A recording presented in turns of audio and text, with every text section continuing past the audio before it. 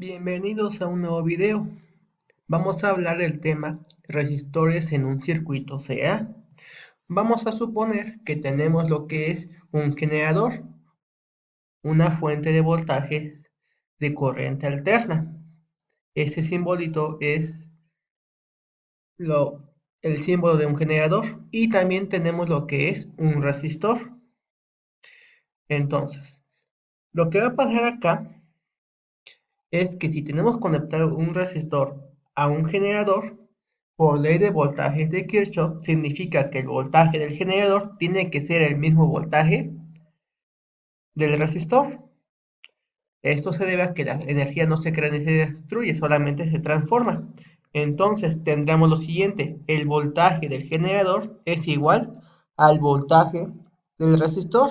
Y en este caso, como es un generador, está dando una señal de corriente alterna. Significa que va a ser una señal sinusoidal que va a estar compuesta de una amplitud, que en este caso es un voltaje máximo, por el seno de omega t, donde omega corresponde a la frecuencia angular o velocidad angular. Entonces, la corriente instantánea a través del resistor se puede calcular mediante lo que es la ley de Ohm. Sabemos que la ley de Ohm dice que la corriente es igual al voltaje sobre la resistencia. Y ahora recordemos que el voltaje, como es una señal sinusoidal, corresponde a un voltaje máximo por el seno de omega t. Y voltaje sobre resistencia me va a dar una intensidad máxima. Entonces, vemos que si nosotros añadimos un voltaje de corriente alterna, una señal sinusoidal, obtenemos que la corriente también va a ser una señal sinusoidal, escrita como Imax, la corriente máxima o la amplitud por el seno de omega t. Por lo tanto, la caída de voltaje instantánea del resistor sería de esta forma. El voltaje del resistor va a ser corriente por resistencia, que sería la resistencia que multiplica todo este término, corriente máxima por resistencia por el seno de omega t. Y aquí tenemos lo que, lo que es la figura de un generador y lo que es el resistor, un circuito de corriente alterna. Y aquí tenemos las gráficas, tanto del voltaje como de la corriente. En este caso, veamos que inician por los mismos puntos. O bueno, toca en el eje T, porque sabemos que es referente al tiempo, en los mismos puntos, aunque la amplitud sea de diferente tamaño.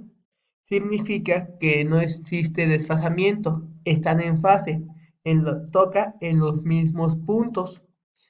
Aquí lo tenemos en el caso de un circuito resistivo de un solo lazo, es decir, en serie.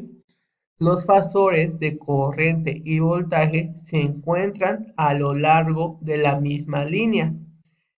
Significa que no va a haber un desplazamiento de corriente con el voltaje. Tiene que tocar exactamente en los mismos puntos en el eje T.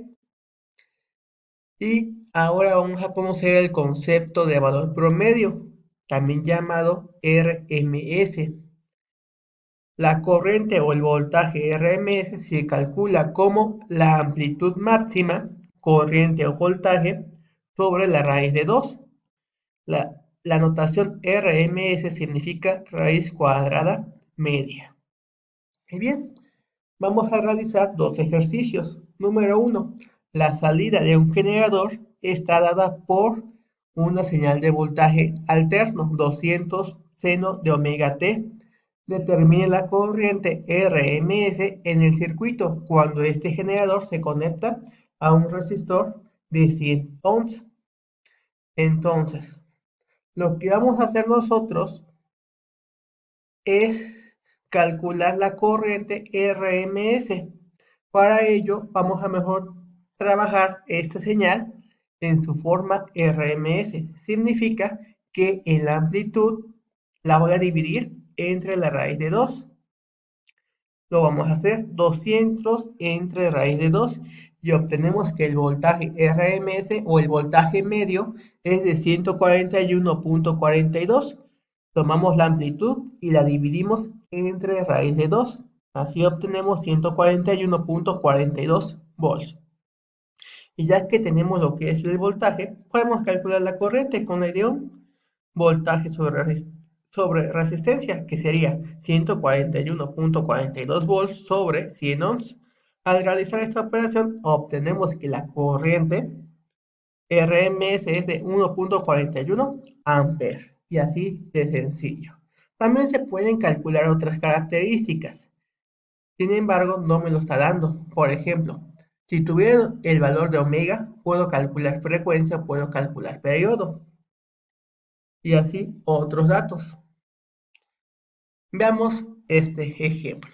La salida de un generador es de forma sinusoidal de voltaje con 400 Hz. Me está dando frecuencia. 24 volts RMS me está dando un voltaje medio y 30 grados de desfasamiento. Determine la corriente en su forma de modelo matemático. En el circuito, cuando el generador se conecta a un resistor de 100 ohms, entonces calculamos nuestros datos.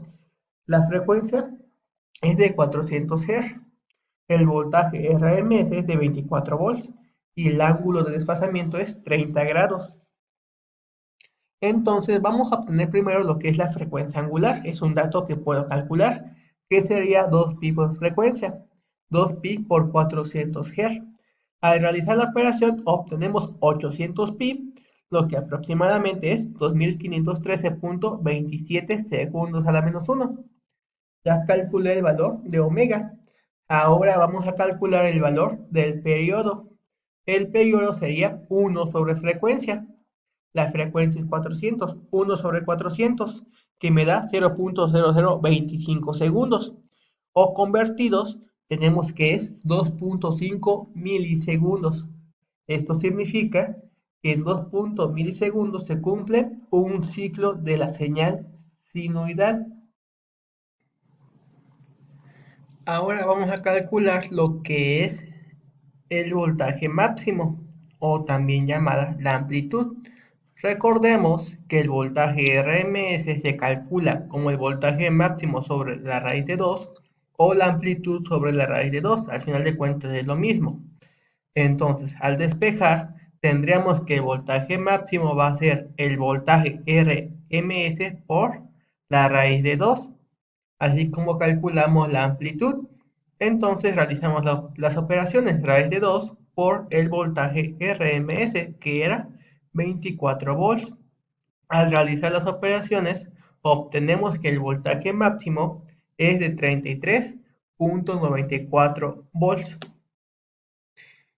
Y el modelo matemático del voltaje sería voltaje máximo por el seno de omega t más alfa, el ángulo de desfasamiento, o también sería la amplitud, es lo mismo. Por lo tanto, el voltaje en función del tiempo es 33.94 por el seno de 2513.27 t más 30. Esto medidos en volts.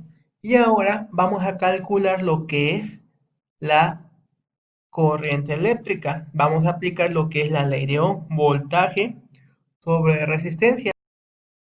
Al sustituir tenemos 33.94 el seno de 2513.27 t más 30 volts sobre la resistencia, que eran 100 ohms.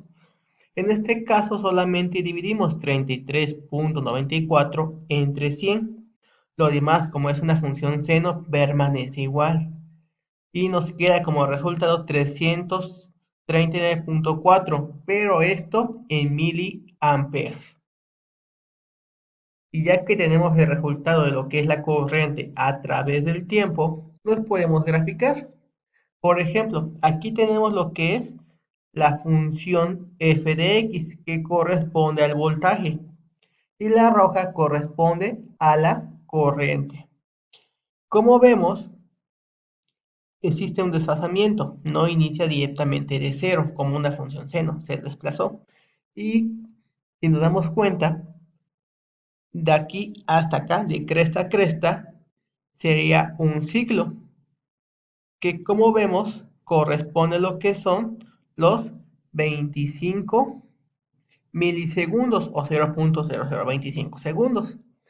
Como vemos, tanto el voltaje como la corriente tocan los mismos puntos de T. Significa que no existe desfasamiento entre ellas. Y eso resulta en un circuito de corriente alterna con resistores. Con resistores no existe ningún desfasamiento entre voltaje y la corriente. Esto es muy importante. Vamos a realizar el análisis del circuito resistivo conectado a lo que es un generador. Para ello hemos colocado el generador. Vamos a entrar a lo que es la parte de señal. Le damos clic. Tenemos diferentes tipos de señales. Puede ser un pulso, puede ser un escalamiento, puede ser senoidal, puede ser cosenoidal, puede ser cuadrada, una señal digital, puede ser tipo rampa, que es triangular, puede ser una señal de tipo trapezoidal o puede ser una señal que nosotros definamos. En este caso vamos a trabajar con lo que es una señal senoidal de tipo seno.